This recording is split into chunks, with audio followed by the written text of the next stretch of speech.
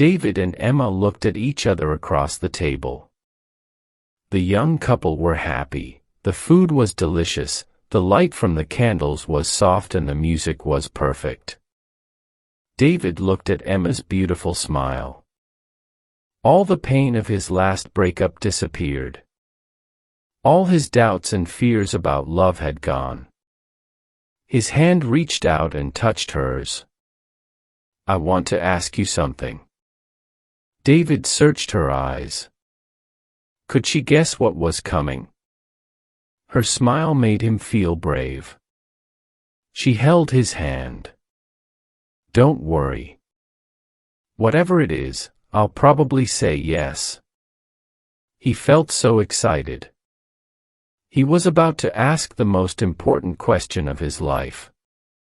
From the corner of the restaurant, a strange man watched them. He sat very still at his table. He held a menu but he wasn't reading it. Instead, his cold eyes looked only at the young couple. Back at their table, David suddenly felt nervous. "Excuse me," he said to Emma. He pushed his chair back and went to the toilet. As he looked in the mirror, he told himself, "Come on, David, come on. You can do this, mate. She's crazy about you." Feeling ready, he went out of the bathroom. He almost walked into the extremely tall man who was waiting by the door. The man's eyes were a cold, bright blue.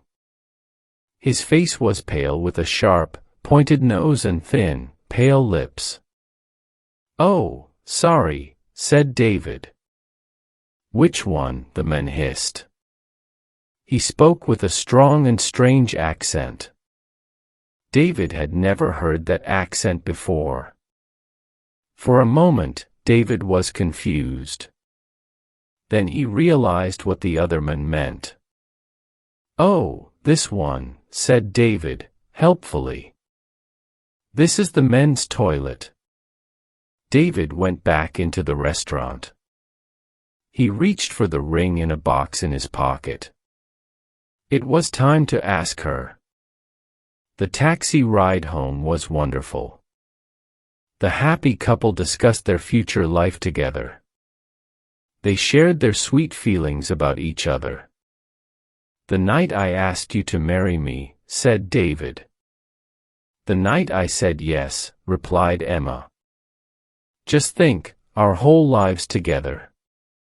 Sharing, caring." He began. "Loving, giving." Emma finished his sentence. They smiled at each other in loving excitement. "You are so wonderful," said David. "And you're absolutely beautiful," said Emma. "I've never met anyone so lovely and kind. I'm so happy I could sing."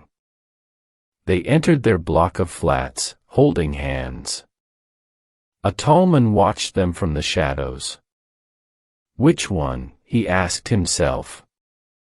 He watched the building. He was waiting for a light to come on to show him which flat was theirs. 1 minute passed, 2, there it was. The light went on in a third-floor window. He saw Emma for a moment as she closed the curtains. How many times had he stood on a corner like this? How many victims had he watched? Many corners. Many victims. His pale lips formed a thin smile. He moved out of the shadows to the door and pressed the buttons for every flat. The vampire was always pleased when people lived in flats. Sooner or later someone always let you in. Silly humans. They thought you were someone's pizza delivery. It was a kind of invitation, and that was all he needed to enter a home. He climbed the stairs to the 3rd floor and walked down the hall. He didn't make a sound. He could hear the young couple laughing and talking. He put his ear against the door. He could hear what they were saying and he was happy. Young love made the sweetest blood. It was so full of life and energy. I feel as if I'm in a film, she was saying. More like a dream, he replied. Yes, a dream. How lucky we are. Guess who I'll be dreaming about tonight, he said. Who? Who? Her hair smells of roses. She's like an angel. Their dream was about to become a nightmare, the listening vampire thought. Suddenly, he opened the door and stood there, showing his sharp teeth. The couple screamed and then held each other in terrified silence. The vampire could smell and taste their fear. This was how he liked it. Fear also made the blood sweeter. There's my wallet. On the table, there. Take it, said David. Take anything you want. I will take anything I want, the vampire replied. Fine.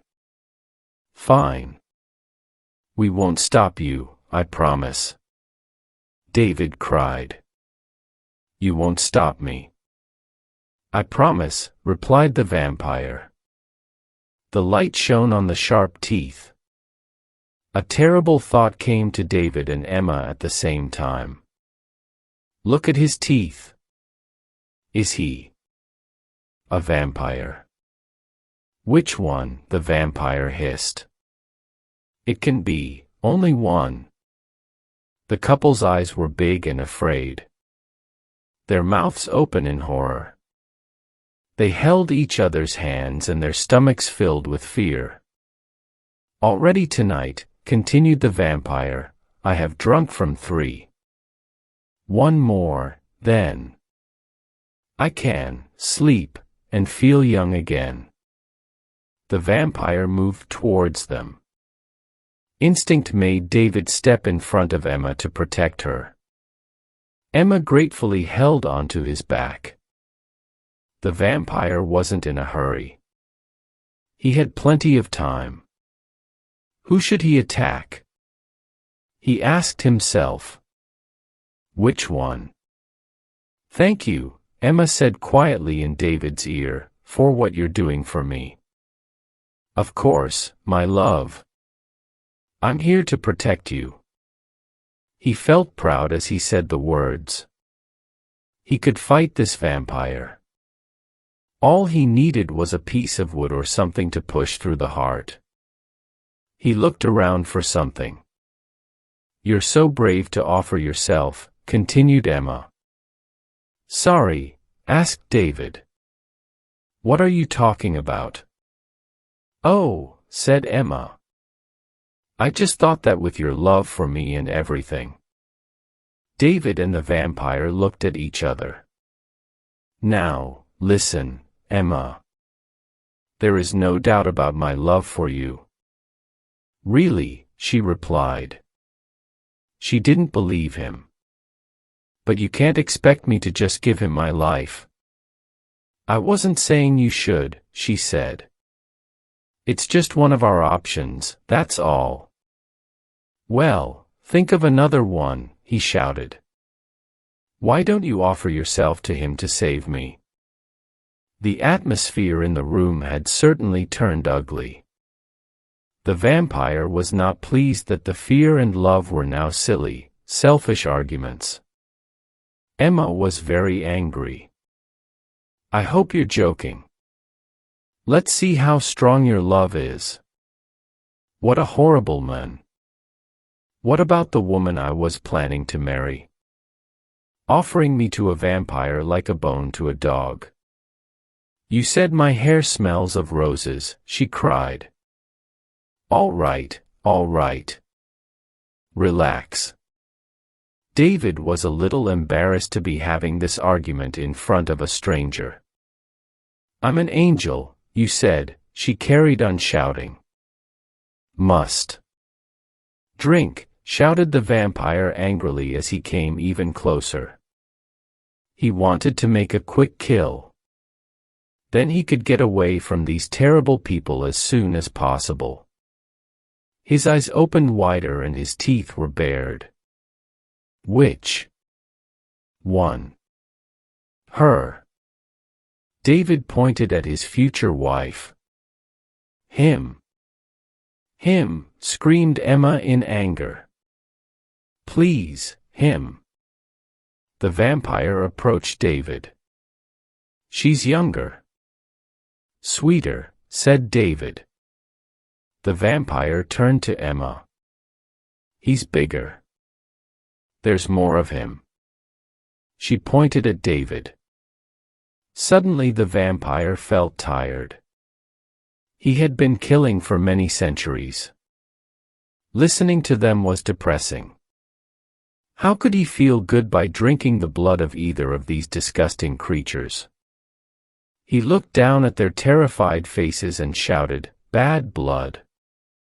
And with that, he disappeared into the night air and left Emma and David alone together. Together, as they had promised, for the rest of their lives.